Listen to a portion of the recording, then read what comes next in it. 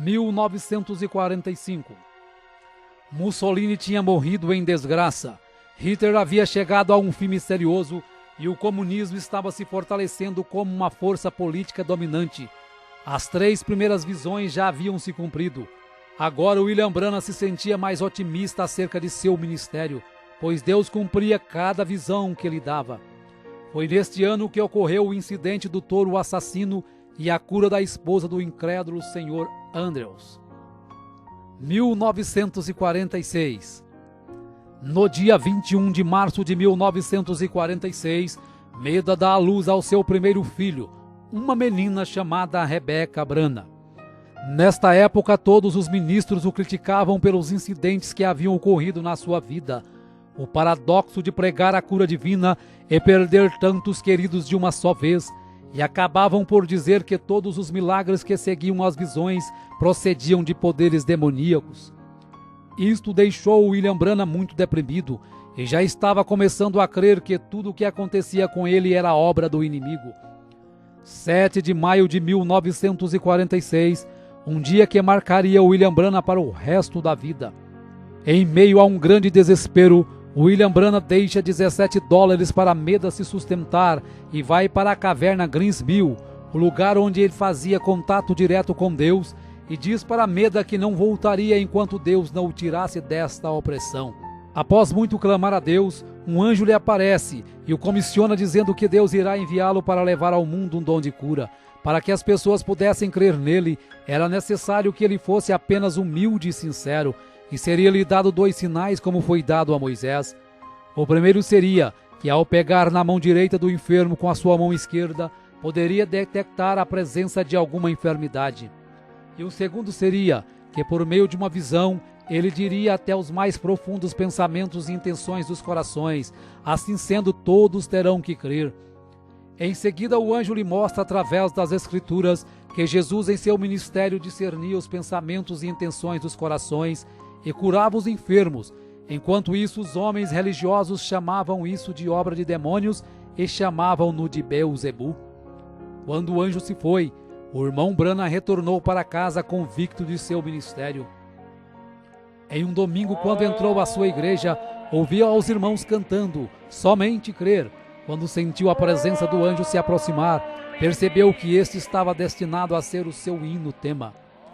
Passado alguns dias, William Branham procura o Dr. Roy Davis para contar acerca da sua comissão, e novamente o Dr. Davis diz que ele está apenas cansado e que foi apenas um sonho. Mesmo com a falta de incentivo, o irmão Branham estava determinado a seguir a comissão do anjo. Neste ano ele começa a exercer os sinais que a ele foi dado pelo anjo. Pessoas começam a procurá-lo para serem curadas. Através do primeiro sinal, do pegar na mão direita da pessoa enferma, curas e milagres começaram a acontecer. Um dia, o pai de uma criança curada por William Branham o convida para uma semana de avivamento e cura em St. Louis. E durante as reuniões em St. Louis, o irmão Branham fazia a chamada de altar para as pessoas que estivessem enfermas recebessem a oração da cura.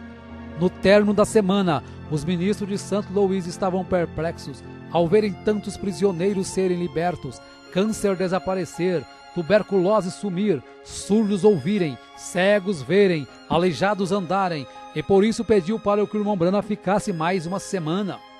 Após 11 dias de cultos, o irmão Branham teria tocado e orado por mais de 1000 pessoas. Fisicamente, o irmão Branham estava esgotado, porém realizado por ter feito o que Deus lhe pedira, se dedicar por tempo integral ao ministério. Não muito tempo depois de chegar de St. Louis, um telegrama chegou do reverendo Adams de Arkansas, o convidando para uma campanha de cura por uma semana na sua cidade. Em agosto de 1946, William Branham estava em Camden, Arkansas, em um ginásio escolar. Na primeira noite, a coluna de fogo desceu sobre o irmão Branham no ginásio, operando curas, fazendo pessoas correrem, gritarem, desmaiarem. Um fotógrafo capta o momento em que a coluna estava sobre a cabeça do irmão Branham. Após uma semana de cura, teve que sair escoltado pela polícia, pois a multidão não o permitia nem andar. Após Camden, William Branham fez uma campanha de cura de uma semana em Pine Bluff e logo depois vai a Little Rock, a capital do estado de Arkansas. Do verão até o outono de 1946, William Branham pregou através de Arkansas sem parar, sem tempo para descanso. Eram comuns reuniões acabarem às 3 horas da manhã, e após os cultos, quando o irmão Branham exausto começava a cochilar, o telefone tocava, e do outro lado da linha uma pessoa enferma precisando de oração, e mesmo a quilômetros de distância dali, o irmão Branham nunca desprezou nenhum pedido de oração, indo até o enfermo e fazendo a oração da cura.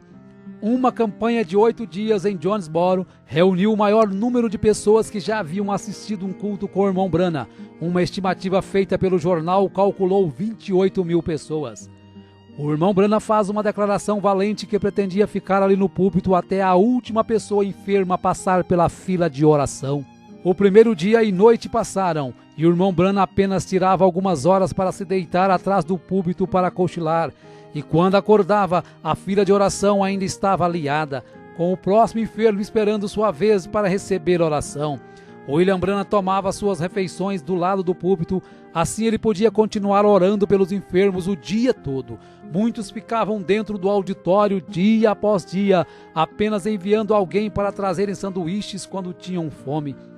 Após 8 dias e noites orando, o irmão Branham se encontrava tão exausto, tanto física quanto mentalmente, que ao se deitar não conseguia adormecer. A fila de oração continuava crescendo cada dia mais, e já estava maior do que quando começou no primeiro dia, porém ele não conseguia continuar ali nem mais uma hora. Após 3 meses de campanha, William Branham volta para casa com 9 quilos a menos. Quando chegou em casa, havia aproximadamente 200 pessoas o aguardando, pois em todas as reuniões ele deixava seu endereço, para que quando alguém precisasse de oração, viesse até Jeffersonville em sua casa. Orou por estas pessoas até 2 horas da manhã, mesmo quando tentou dormir, carros continuavam chegando à sua porta por toda a noite. 1947. Embora não recuperado totalmente de seu esgotamento, em fevereiro de 1947, longas campanhas continuaram com oração pelos enfermos, sendo registrado aproximadamente 2.500 pessoas recebendo oração por dia. Passou por Louisiana, Texas, Arizona e pela primeira vez em Los Angeles, Califórnia. Em uma destas reuniões na Califórnia, ao curar uma mulher com câncer, em seguida seu esposo manda alguns rapazes levar um cheque de $1,5 milhão para William Branham, que mesmo vivendo em meio a uma grande pobreza, decididamente o recusa, pois quem havia curado sua esposa não era ele, e sim Jesus Cristo.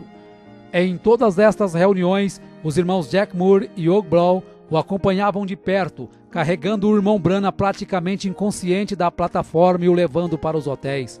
Jack Moore estava exuberante com esse ministério fenomenal, então viaja para convidar Gord Lindsay, um editor de uma revista, para presenciar também tamanhos milagres.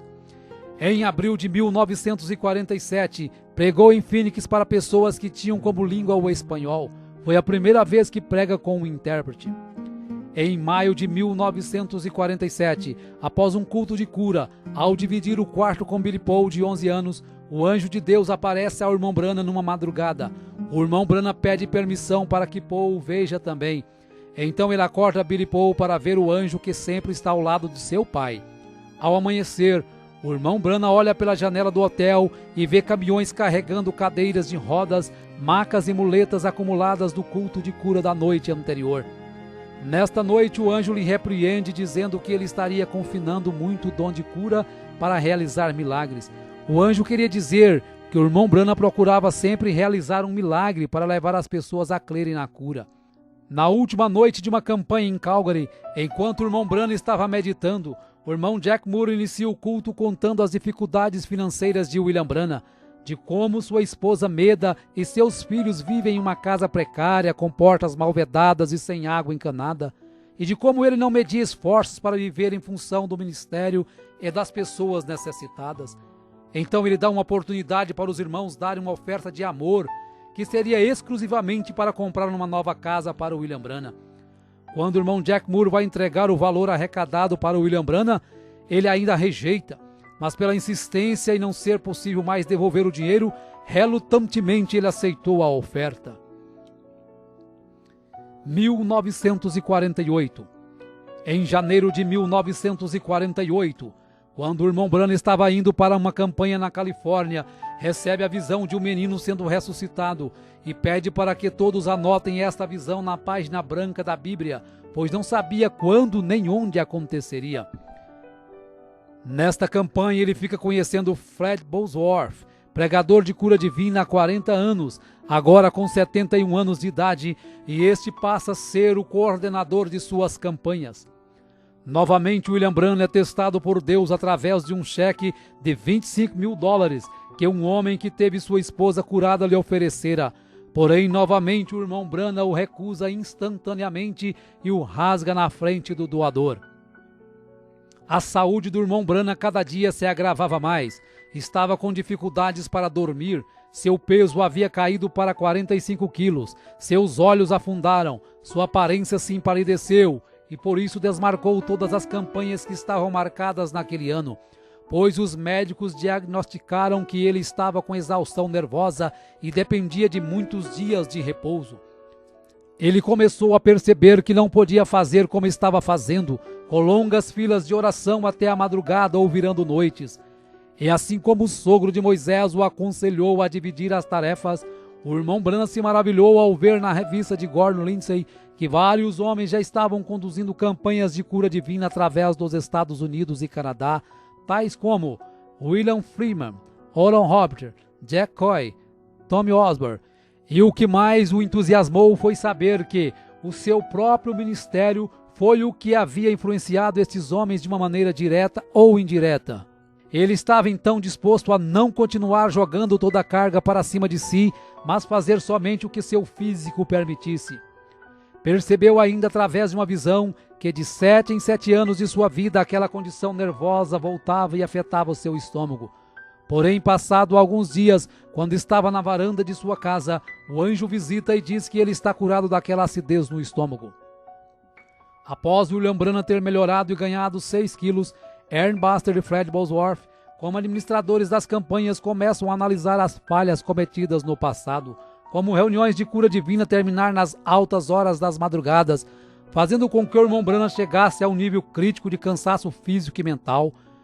Decidiram então limitar o número de pessoas nas filas de oração e, para selecionar as pessoas, concordarem em usar os cartões de oração numerados, que deveriam ser entregues antes de começar os cultos. Desta forma, os administradores podiam monitorar sua força e encerrar o culto assim que eles sentissem que William Branham já tinha orado o suficiente. Em 14 de maio de 1948, Israel se declara uma nação independente, e o irmão Branham rapidamente associa esse fato com a figueira brotando descrita em Lucas 21. 1949.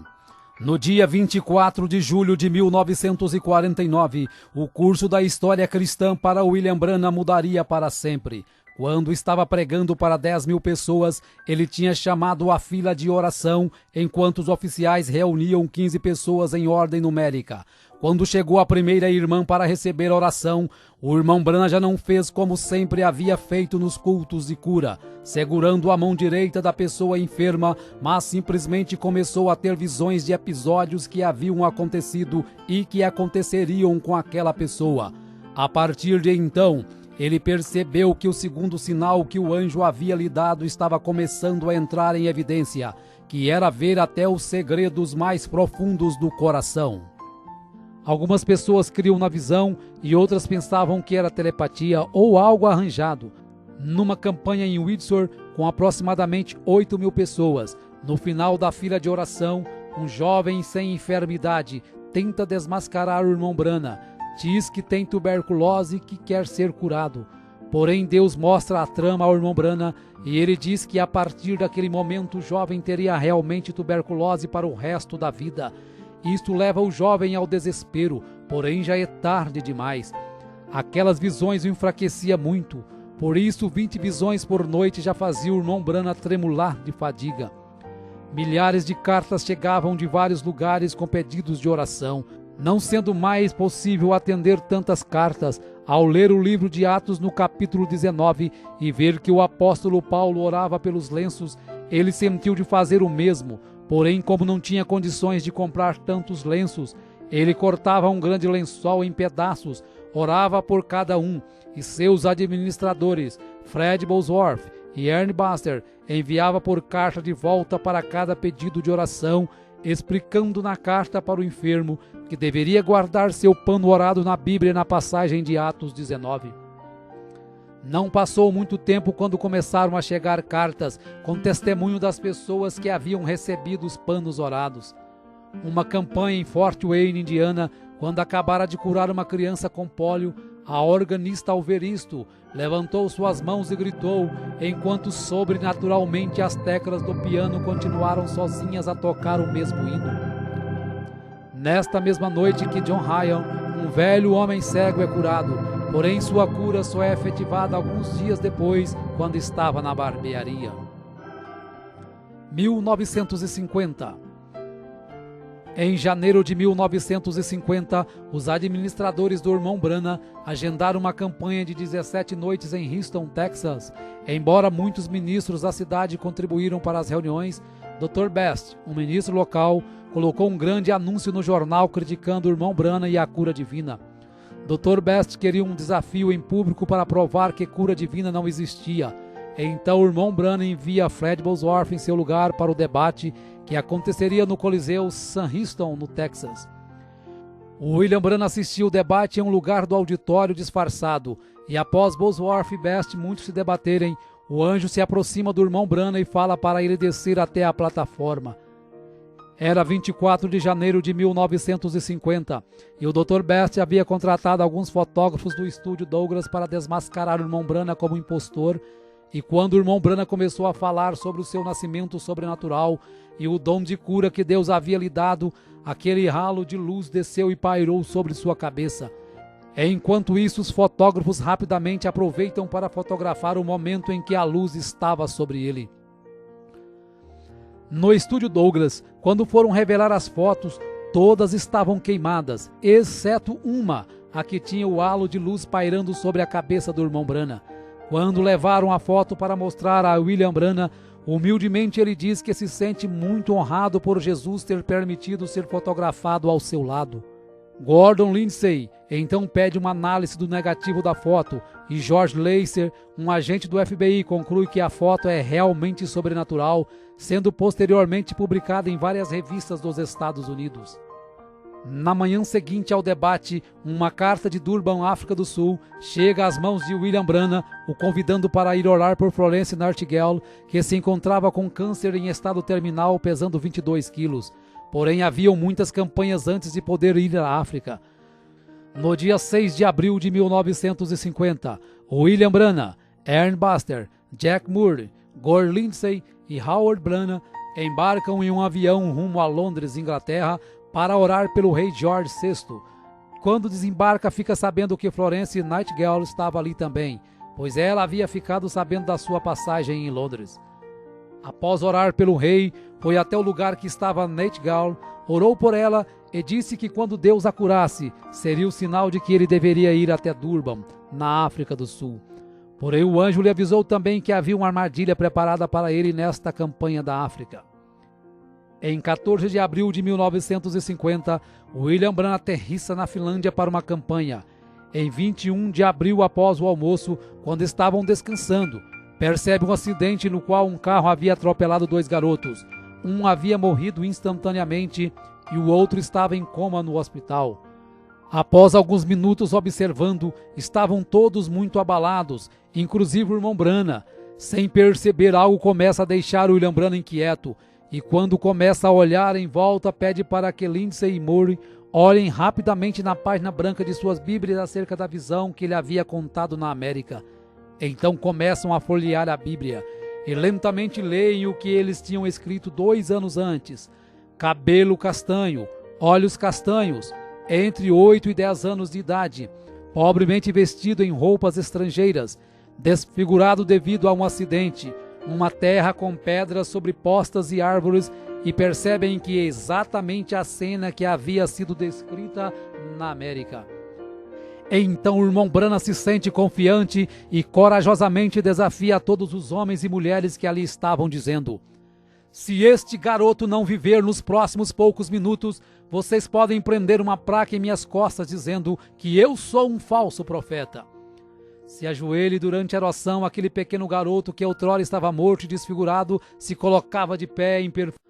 Após alguns dias, cura também a outra criança que havia sido atropelada e estava em coma no hospital. Em seguida, a comitiva Brana vai até a Suécia, depois Noruega e retorna ao Texas. Após um mês no Texas, decide voltar para casa. Ao partir de Dallas, no Texas, fortes tempestades o obrigam a pousar em Memphis e o avião fica em terra por 18 horas, enquanto o irmão Branham sai para curar o filho de uma senhora de cor que havia passado a noite orando. Mais tarde, William Branham recebeu 2 cartas que o tocou profundamente. Uma era do Dr. Roy Davis se desculpando das críticas que havia feito no início de seu ministério. A segunda era de Florence Nightingale, que tinha sido curada em Londres. Ela estava enviando seu testemunho detalhando sua firme recuperação do câncer do estômago. Nos 6 meses que tinham se passado, o peso dela tinha subido de 22 para 70 quilos. William Branham se lembrou da oração que ele fizera dizendo que quando o Senhor curasse aquela mulher, isto seria um sinal para ir numa campanha de cura em Durban, África do Sul. 1951. No dia 19 de março de 1951, nasce sua segunda filha com a irmã Meda, seu nome é Sarah Branham. Em 22 de julho de 1951, quando estava numa campanha em Toledo, Ohio, ao sair para almoçar, o irmão Branham tem a visão do arco-íris de sangue depois de ter condenado aquelas pessoas no bar. Volta e conduz a mulher que estava vestida indecentemente a Cristo. No dia 6 de outubro de 1951, a comitiva de William Branham aterrissa em Johannesburg, África do Sul. Johannesburg estava sendo abalada pelo profeta William Branham. Cada reunião estimava-se aproximadamente 15 mil pessoas. Quando Ernest Baxter o avisou que estariam partindo para outras cidades do sul, o anjo mostra ao irmão Branham que ele não deveria ir embora de Johannesburg agora. Deveria ficar em Johannesburg por mais 2 semanas e logo depois, mais 10 dias numa caçada com Sidney Jackson, um homem que ele conheceria dias depois. Após isto, deveria ir direto a Durban e ficar o tempo que Deus quisesse que ele ficasse. Foram muitas horas de discussão para tentar convencer os coordenadores da campanha acerca do que Deus havia lhe dito, porém de nada adiantou, pois o comitê organizador já havia gastado muito dinheiro nos anúncios e estavam dispostos a continuar um roteiro independente do que o irmão Branham dissesse. O irmão Branham então foi orar a Deus, e quando estava orando à noite em seu quarto, recebe a visita do anjo que diz para ele ir para as cidades do sul com os coordenadores, conforme eles tinham programado. Porém, esta era uma vontade permissiva de Deus, e ele sofreria muito por isto. Nesta hora, William Branham recorda da visão quando o anjo lhe fala da armadilha que estava preparada para ele na África. Após vários dias de campanha por várias cidades, a comitiva chega a Durban, em 20 de novembro de 1951. O abdômen de William Branham doía muito, e logo ele percebeu que era por sua desobediência. Os cultos seriam realizados no hipódromo Greyville e os sermões seriam pregados com auxílio de 15 intérpretes. Na primeira noite, o irmão Branham nota a grande quantidade de raças e o administrador lhe explica que Durban era a única cidade que o governo permitia colocar todos no mesmo lugar. Então o irmão Branham entendeu o porquê Deus queria que ele fosse direto para Durban. O profeta continua sentindo fortes dores no abdômen, mesmo quando estava orando e os enfermos sendo curados. Ele pedia para ser curado também, mas não era respondido, e se viu merecedor daquela rejeição pela desobediência. Em um momento chegou a ser tirado da plataforma chorando de dor. Todos os recordes de frequência estavam sendo quebrados naquelas reuniões. No culto de domingo à noite, estimou-se aproximadamente 50 mil pessoas. Foram tantas curas e libertações que quando o prefeito da cidade chamou o irmão Branham na janela do hotel, ele ficou atônito vendo 7 caminhões de gado abarrotados de cadeiras de rodas, muletas, macas e aparelhos, sendo seguidos por uma multidão de nativos de todas as tribos, ombro a ombro, sem inimizade, cantando somente crer, tudo é possível somente crer. Durante 10 semanas na África, a comitiva William Branham tinha conduzido 120 cultos em 11 cidades, com a frequência de 500 mil pessoas e 10 mil pessoas sendo conduzidas a Cristo pelo batismo. Tudo isso exigiu que o irmão Fred Bosworth continuasse na África por mais um mês para ajudar aos ministros locais a estabelecerem os novos convertidos a Cristo. 1952. O irmão Branham estava vivendo semanas em um estado miserável com muita dor. Recebe o diagnóstico de uma amebíase invasiva, que era a terceira pior enfermidade que existia. No final de fevereiro de 1952, ele retorna ao médico, que diz que o seu estado está cada vez pior e que se as amebas caírem em sua circulação sanguínea e chegar ao seu cérebro ou seu coração, ele viveria apenas mais 10 horas. Às 3 horas da manhã, o anjo acorda e lhe diz que ele está curado daquelas amebas, pois o preço da vontade permissiva já havia sido pago.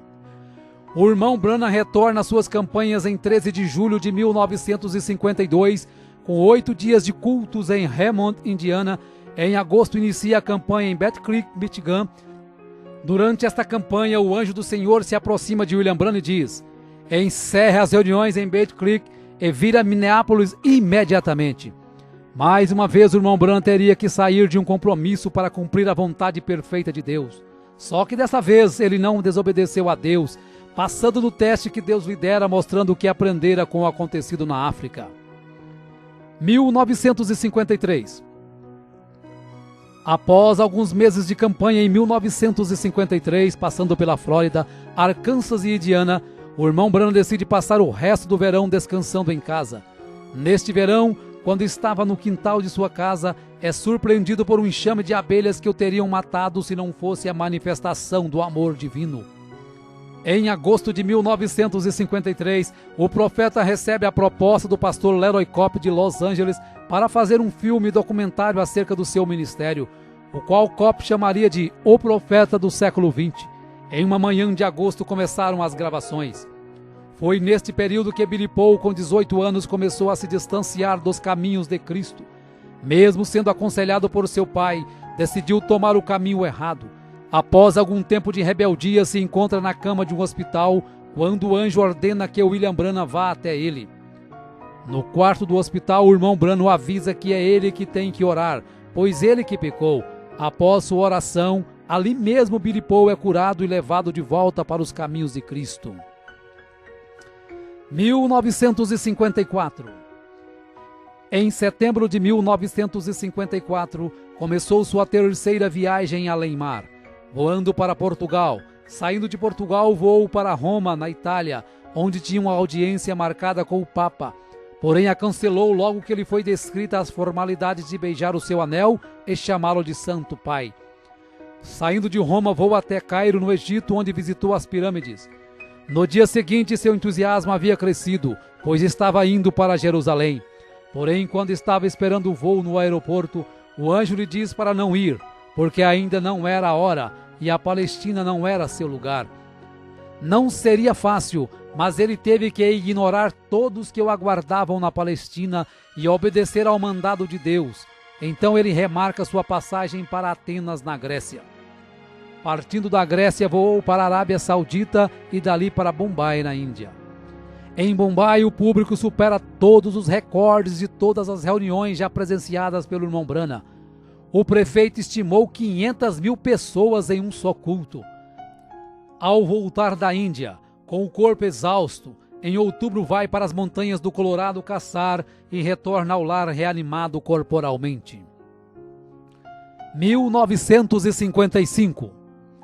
Após 7 anos de evangelismo internacional, ele estimou que 500 mil pessoas tinham aceitado a Cristo como seu Salvador, e não era possível estimar quantos milhões receberam a cura através de suas orações. Já que suas campanhas de cura divina atraíam multidões internacionais, ele sempre pregava sermões simples, esperando minimizar as críticas e aumentar a aceitação. Sabendo que Deus estava lhe chamando para ensinar mais doutrina, em janeiro de 1955, pregou 13 vezes em 11 dias na Igreja Filadélfia de Chicago, Illinois. Vários sermões doutrinários foram entregues e, entre eles, o princípio e o fim da dispensação gentílica. A partir de então ele sabia que seu novo compromisso era passar mais tempo em cada campanha, ensinando fundamentos da Bíblia. Isso sem dúvida alguma estava fazendo algumas pessoas se sentirem desconfortáveis. Sob a coordenação de Jack Moody e Hugh Brown e com Billy Paul na distribuição dos cartões de oração, o irmão Branham fez várias outras campanhas, entre elas Phoenix, Arizona, quando teve a visão de Adão saindo do jardim do Éden com Eva por sua própria vontade, e em seguida foi orar pelos índios apaches em São Carlos. Em 4 de março de 1955 foi a Los Angeles, Califórnia, e lá percebeu que filmes e apresentações de televisão estavam distanciando muitas pessoas das coisas de Deus, pois a frequência em suas campanhas estavam caindo nos últimos 3 anos. A cura divina já não estava sendo tão acreditada, por ter surgido tantos charlatões com todos os tipos de teorias e sentimentos estranhos e chamando isto de sinais de Deus. William Branham percebe que a igreja pentecostal estava se esfriando muito, estavam começando a criar grupos e denominações, então começa a luta para levar o povo a viver a verdadeira vida cristã acima de qualquer dogma ou denominação. Em 1950, o irmão Branham ouve uma voz dizer que ele teria um filho, e este se chamaria José, apesar de ter tido apenas 2 filhas, e o médico dizer que Meda não poderia mais gerar filhos. No dia 19 de maio de 1955, nasce seu 3º filho com Meda, chamado José Branham. Em 18 de junho de 1955, William Branham aterrissa em Zurique, na Suíça, com a programação de falar por 9 dias. Estima-se 50.000 pessoas que aceitaram a Jesus como seu salvador pessoal durante esta campanha. Após sua campanha em Zurique, William Branham passa alguns meses descansando com sua família e no dia 24 de julho de 1955 prega a mensagem Espíritos Sedutores, pois percebe que os ministros não pregavam contra a carnalidade e alguém tinha que fazer aquilo. Alguns dias depois, cura a gambá que havia sido atropelada e estava parada na sua porta. A convite de um pastor, em 11 de abril de 1955, William Branham e seus coordenadores voam para uma campanha em Karlsruhe, na Alemanha, e em seguida vão para Lausanne, na Suíça. No final da campanha, 40 ministros se ajuntaram para uma entrevista com William Branham no saguão do hotel. Após algumas perguntas, os fotógrafos que estavam presentes, ao perceberem o halo de luz sobre a cabeça do irmão Branham, tiram 4 fotos sequenciais, sem a ajuda do flash, mostrando claramente a mesma coluna de fogo que guiou o povo de Israel na saída do Egito. Após a última campanha do ano em San Fernando, na Califórnia, uma visão mudaria o curso do seu ministério. O anjo aparece e lhe fala de como ele deveria ganhar as almas para Cristo e lhe mostra as 3 puxadas. A primeira foi quando ele tomou as pessoas pela mão e pôde sentir as vibrações de suas enfermidades. A segunda foi o discernimento que lhe permite saber os segredos dos corações. E a terceira será algo mais reservado, não será um show público. Esta visão o deixa muito inquieto e preocupado, pois ainda não sabia o que seria a terceira puxada. 1956. No dia 16 de março de 1956, William Branham, acompanhado de Billy Paul e seus administradores atuais, Jack Moody, Young Brown, Miner Arganbright, voam para a cidade de Tacubaya, no México. 25.000 pessoas lotavam o estádio de futebol em um dia chuvoso, quando uma mãe mexicana com um filho morto nos braços, desesperada, força todas as barreiras humanas para conseguir chegar à plataforma. O irmão Branham ainda tentou colocar o irmão Jack Moore para orar pela criança, porém uma visão faz com que ele ore e ressuscite aquele bebê. Neste ano pregou muitas mensagens na América, mostrando vários pontos doutrinários e sempre lutando contra a decadência moral do seu país. 1957. No dia 29 de junho de 1957, estava pescando com os irmãos Buck Woods e Lyle Woods. Ao fisgar um pequeno peixe que havia engolido o anzol e em seguida soltá-lo ao rio já morto, o anjo fala para o irmão Branham ressuscitar o peixinho. Isso foi para mostrar que Deus se interessa também pelas pequenas coisas. Em outubro de 1957, Quando estava caçando, chega um recado que seu irmão Howard, que lhe ajudara nas campanhas, acabara de morrer. Após o funeral de Howard, William Branham vai para Lakeport, na Califórnia, para uma curta campanha. Em um de seus sermões, um fotógrafo tira algumas fotos do seu lado, e na sequência das fotos é possível perceber que sua câmera conseguiu captar a nuvem do anjo do lado direito de William Branham. Em novembro de 1957, o evangelista Fred Bosworth, que foi considerado um pai para William Branham, morre com 84 anos de idade. 1959. Na primavera de 1959, o irmão Branham vai ao hospital orar por Linda Kelly, uma irmã que se desviara da igreja e agora estava entregando novamente sua vida a Cristo. Ela é curada de seu problema, porém após um dia ela morre no hospital. Esta notícia atordoou ao irmão Branham e em um momento de fraqueza diz que Deus devia satisfações a ele. Após 4 meses, ele recebe a visão de um piquenique no ano passado, quando Deus poupou a vida de Linda de morrer afogada, por ela não estar com a alma pronta para partir. Por isso Deus concedeu mais um tempo de vida para ela se preparar. Ao receber a visão, William Branham se entristeceu muito por ter cobrado satisfações de Deus. Então vai até a casa da mãe da moça e conta a visão, explicando que havia chegado a hora para Linda partir. Um dos fardos mais pesados na vida de William Branham em 1959 foi a contínua luta com a Receita Federal, acerca de cheques que ele recebia para as campanhas. Por ser tão pressionado, chega a dizer que não está em casa quando seu advogado, o Sr. Orbison, liga para uma conversa. Imediatamente, arrependido do que fez, vai ao escritório do seu advogado e pede perdão, dizendo que mentiu quando pediu para dizer que não estava em casa. Isto elevou ainda mais a estima que o Sr. Orbison tinha por ele, e apesar de se sentir bem melhor, na manhã seguinte vai ao Greens Mill para pedir perdão a Deus. No dia 8 de outubro de 1959, o irmão Branham estava na mata esperando esquilos, pensando acerca de uma escritura que o deixava confuso, que diz: qualquer que disser a este monte, ergue-te daqui e lança-te no mar, e não duvidar, aquilo que pede lhe sucederá. No momento, uma voz explica a escritura e diz para ele pedir o que quiser. William Branham então pede que 3 esquilos avermelhados apareçam em lugares improváveis de estarem. Quando os esquilos aparecem, ele os mata e leva para comer. No dia 11 de novembro de 1959, o irmão Branham e alguns amigos vão à fazenda dos Wrights para buscar o vinho da ceia. Lá encontra Hat Moser com seus filhos, seus pais e sua irmã Edith, que vivia sob uma cadeira de rodas.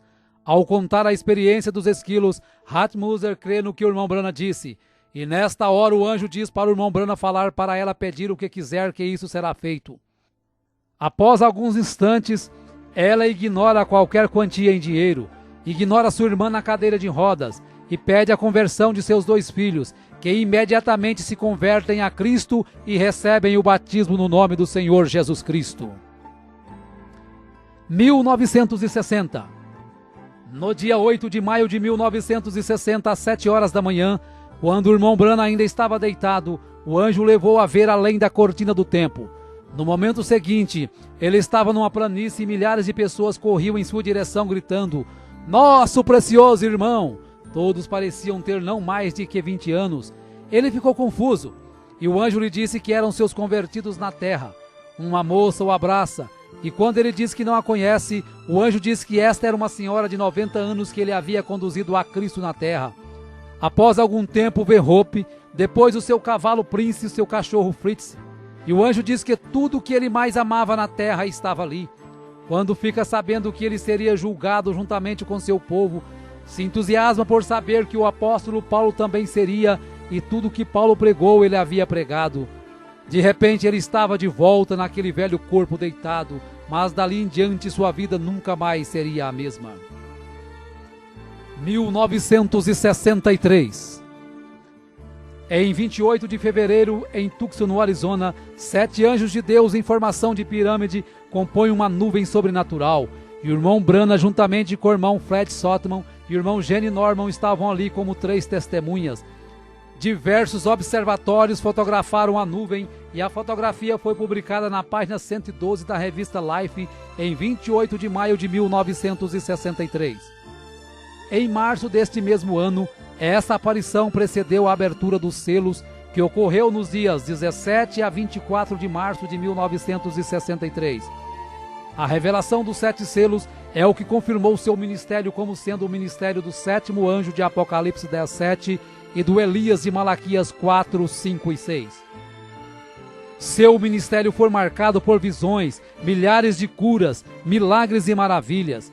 Seria impossível estimar a quantidade de pessoas conduzidas a Cristo. Cegos enxergaram, surdos ouviram, câncer caiu na plataforma, tuberculose desaparecia e várias outras enfermidades eram abolidas. O que muito admirou a muitos dos seus coordenadores foi que durante todas suas campanhas nunca precisou pedir dinheiro para custear nenhuma delas, pois ele prometeu que permaneceria no campo enquanto Deus suprisse suas necessidades.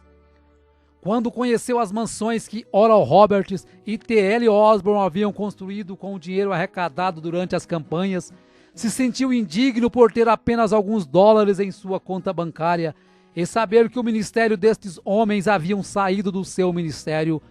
Porém Deus se aproxima e diz ao irmão Branham: eu sou a sua porção. 1965. No dia 18 de dezembro de 1965, o irmão Branham estava retornando de Tucson, no Arizona, a Jeffersonville, Indiana, e havia programado ao retornar pregar sobre um tema intitulado A Trilha da Serpente. Na viagem estava Billy Paul com sua esposa Lois, seu filho Paul e José Branham em um carro, e no outro carro logo atrás estavam William Branham com sua esposa Meda e sua filha Sarah. Era aproximadamente 7:30 da noite quando o carro do irmão Branham colidiu de frente com outro veículo conduzido por 2 mexicanos embriagados, que estavam dirigindo na contramão e com o farol esquerdo queimado. Quando Billy Paul olhou no retrovisor e percebeu o acidente, volta e encontra morto um dos rapazes mexicanos e sua família em estado muito grave presa às ferragens. Billy Paul pediu para seu pai falar a palavra e ele sairia daquelas ferragens imediatamente. Porém, o irmão Branham disse que o dom era para ser usado para os outros e não para si mesmo. Tanto que, ao saber que Meda estava morta, colocou a mão sobre ela e a ressuscitou ali mesmo no local. Quando o corpo de William Branham em coma deu entrada no hospital, muitas pessoas que estavam internadas até mesmo na UTI foram curadas instantaneamente. Apesar de todos os esforços, o irmão Branham veio a falecer no hospital 6 dias depois do acidente. As irmãs Meda e Sarah, com algumas fraturas, receberam alta alguns dias depois. O irmão Branham morreu aos 56 anos de idade, em 24 de dezembro de 1965, às 5 horas e 49 minutos. E como era o seu desejo, Billy Paul, juntamente com os irmãos que estavam ali no hospital na hora da notícia do seu falecimento, tiraram os chapéus e cantaram a estrofe do hino: somente crer, tudo é possível, somente crer. O irmão Branham foi sepultado alguns meses depois, em abril de 1966. Porém, sua morte não pôs fim a seu ministério, e hoje, 100 anos após o seu nascimento, nós podemos dizer que muito em breve estaremos estreitando sua mão e diremos juntos: nosso precioso irmão, obrigado pelo seu esforço, pela sua renúncia, por seu ministério. Estamos unidos hoje para estarmos juntos amanhã. 2009, 6 de abril de 2009. Ainda ressoa a voz de Deus através da mensagem do profeta William Marion Branham. Por enquanto estaremos nos reunindo e pregando esta mensagem a todos os povos e nações. Até nos encontrarmos com Jesus.